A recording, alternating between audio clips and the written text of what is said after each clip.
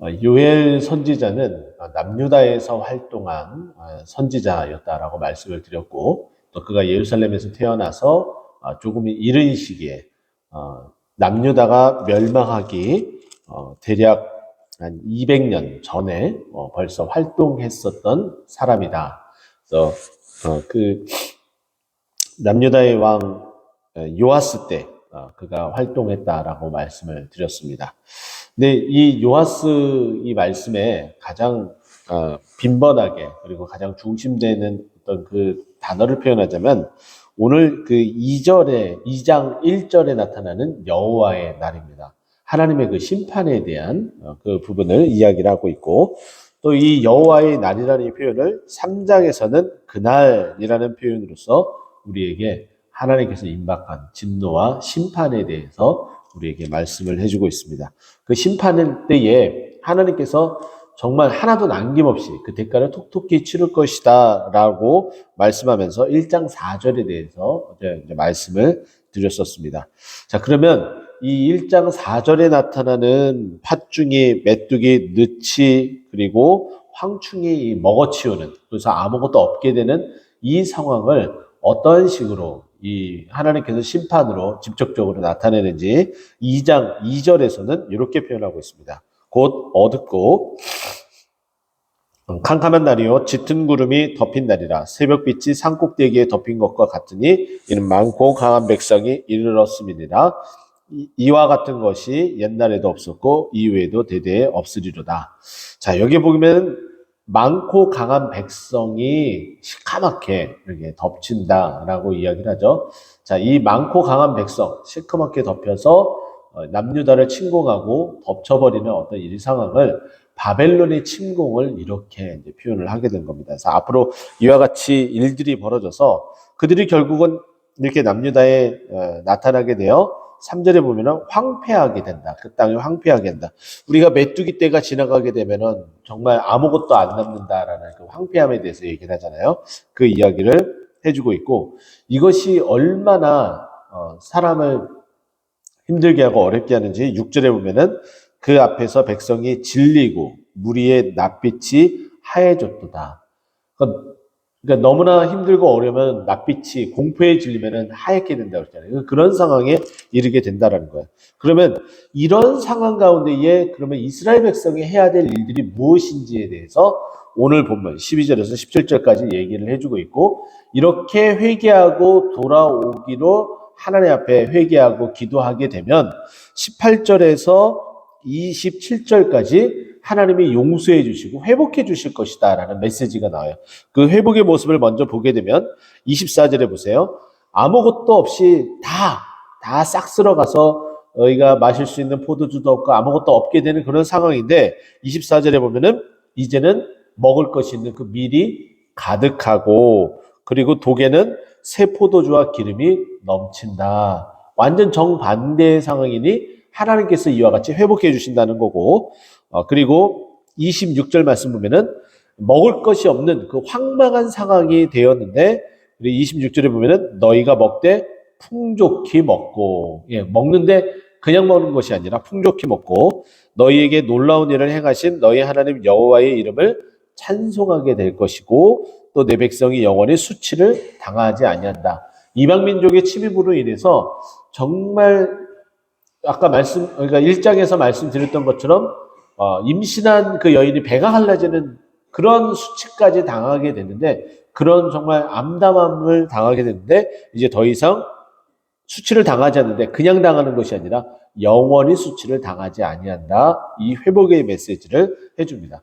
그래서 이게 겉으로 보이는 어떤 그런 회복만 뿐만 아니라 하나님께서 이제 영적인 회복까지 해주시는데, 그것이 28절에서 32절까지 말씀을 하고 있어요.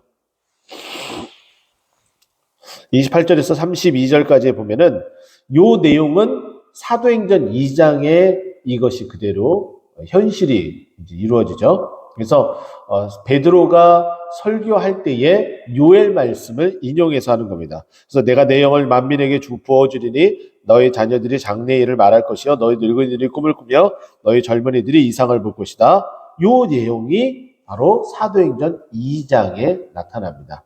자, 그러면 이와 같은 회복과 은혜, 육적인 회복과 그리고 이 땅의 회복과 그리고 영적인 회복이 이루어지는데 왜 이것이 이루어지냐? 하나님의 심판에 대한 경고의 메시지를 듣고 회개하며 돌아오기 때문에. 그럼 회개에 대한 내용이 12절부터 봅니다.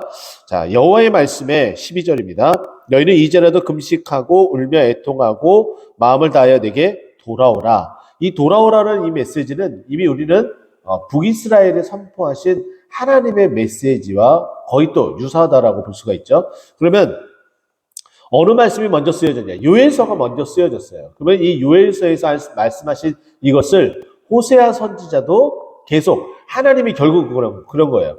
멸망하고 있는 그 이스라엘 백성은 결국은 하나님을 떠났기 때문에 그 멸망에 찾아오게 되어졌다라고 말씀하고 있는 거예요. 그러면 하나님을 떠나서 멸망의 자리에까지 나아갔다면 방법은 딱 하나라는 거죠. 뭐예요? 여호와께로 다시 돌아오는 거예요. 그래서 요엘 선지자도 그 말을 했다면은 호세아 선지도 이 말을 받아서 6장에서도 언급하고 12장에서도 언급하고 14장에서도 언급하면서 여호와께로 돌아오는 것이 결국은 살아나는 이 유일한 길이다라고 말하는 거 있습니다. 자, 우리가 지금 힘들고 어렵습니까? 지금 공경에 처했습니까? 우리가 회복하고 다시 일어설 수 있는 유일한 방법은 무엇이라는 거예요? 여호와께로 돌아가는 거예요. 우리가 지금 돌아오지 못하고 헤매고 있는 그 현장에서 다시금 여호와께로 돌아와야 된다라고 말씀하고 있는 거죠. 자, 이렇게 여호와께 돌아와서 해야 될 일은 13절에 옷을 찢지 말고 마음을 찢어라. 그리고 다시 한번 언급합니다. 여호와께로 돌아올지어다.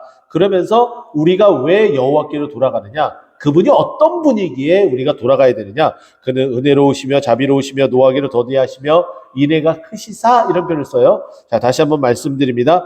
은혜로우시며 자비로우시며 노하기를 더디하시며 그리고 인애가 크시사, 뜻을 돌이키시는 하나님이라는 거예요. 우리에게 심판을 작정하셨지만 우리에게 징계를 내리시려고 말씀하셨지만은 그는 뜻을 돌이키시는 하나님이신데 왜 뜻을 돌이키시냐? 그는 은혜로우시며 자비로우시며 그리고 노하기를 더디하시는 하나님이기 때문에 인애와 자비와 노하기를 더디하시는 하나님이 뜻을 돌이켜서 우리에게 그 징계를 임하지 않게 하신다라고 말씀합니다. 근데 이 표현 어디서 많이 들어본 표현 아닙니까?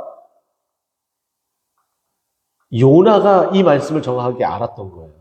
요나는 이 시대에 이 말씀을 하신 이 요엘서에서 말씀하신 이 이후에 요나는 활동하며 하나님의 그 음성을 듣고 니느웨로 가야 될 숙명에 처해져 있는 사람이었습니다. 근데 하나님의 말씀에 반대인 다시스로 가게 되죠. 그거 결국은 니느웨 성 앞에서 멸망당하는지 안 당하는지 지켜보는 가운데 요나서 4장 2절에 보면 똑같은 표현을 하고 있습니다. 여호와는 인애로우시고 그리고 자비로우시며 노하기를 더디하시고 그리고 뜻을 돌이키시는 하나님인 것을 그대로 이야기를 인용을 하고 있어요. 정말 놀랍지 않습니까? 하나님의 한 번 말씀하신 것을 호세아 선지자도 그것을 정확하게 알고서 동일하게 말씀하시고 또 요나 선지자도 그와 같은 메시지를 던져주고 있습니다. 하나님은 바로 그런 분이시라는 거죠. 14절 주께서 혹시 마음과 뜻을 돌이키시고 그 뒤에 복을 내리사 너희 하나님 여호와께로 소재와 전제를 드리지 않게 아니하실는지 누가 알겠느냐? 하나님이 회복해 주시겠다라고 하고 그것이 복을 우리에게 내려주시는 어떤 모습이다라고 이야기를 해요. 그러면서 결국 하나님께 돌아오면 우리가 뭘 해야 돼요? 예배하는 거잖아요. 그래서 15절에 너희는 시온에서 나팔을 불어 거룩한 금식일을 정하고 성회를 소집하라. 지금 우리가 함께 기도하고 있는 일들이 바로 그런 것들이에요. 좀 안타깝지만 우리 스스로가 자책하며 좀 우리 현실을 좀 직시하자면은 우리가 모여서 기도해야 됨을 말하고 선포하고 나아가는데 잘 모이지 않습니다. 나와야 될 분들이 나오지 않아요. 그래서 뭐냐면은 우리가 그렇게 습관이 들여졌다라는 거예요. 어떻게 보면. 빨리 돌이키고 회복을 해야 된다라는 것이죠. 그렇게 될 때에 하나님은 여기에 말씀하신 것처럼 복을 내려주시고 우리를 진정으로 회복해 주시겠다라고 말씀하고 있는 겁니다. 그래서 우리가 있는 그곳에서 다 나와야 되는데 신랑도 신부도 그 신방에서 다 나와야 되고 또 백성들도 장로들도 어린아이와 젖 먹는 모든 자들이 다 나와야 됨을 말해줍니다.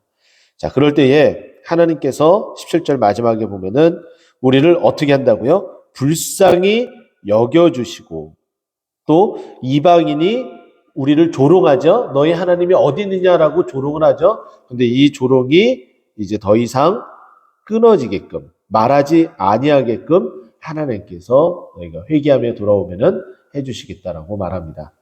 자, 그럴지 모르겠습니다. 지금 우리 가운데 처해 있는 이 상황들을 보고 조롱하는 자들이 있을지 모르겠습니다. 하지만은 하나님 앞에 우리가 나와서 기도하면 하나님께서 응답해 주시고 복을 내려 주시고 우리를 회복해 주시는데 그 회복이 어디까지냐? 우리를 조롱했었던 그 자들의 그 입까지 봉해 주신다라고 말씀하고 있습니다. 오늘 이 말씀처럼 우리가 지금 황망한 가운데에 처해 있다면 오늘 이 말씀처럼 여호와께 돌아와 회복하는 하나님의 은혜를 맛보는 우리 모두가 되기를 간절히 축원드립니다. 기도하겠습니다.